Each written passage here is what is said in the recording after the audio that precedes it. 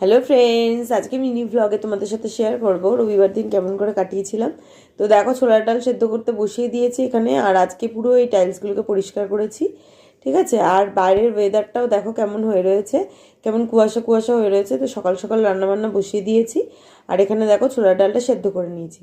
এবার যেটা করব সেটা হচ্ছে ময়দাটা মেখে নেব, লুচি করব আজকে। তো ঝটপট ময়দাটা মেখে নিই। এই দেখো এখানে হয়ে গেছে আমার ময়দা মাখা।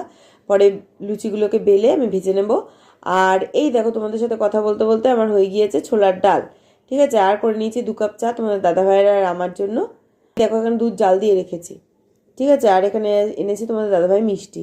তো রান্না বান্না হয়ে গেছে, বুঝতেই পারছো, খানিকক্ষণ পরে শেয়ার করছি। এখানে করেছি পনিরের কোফতা।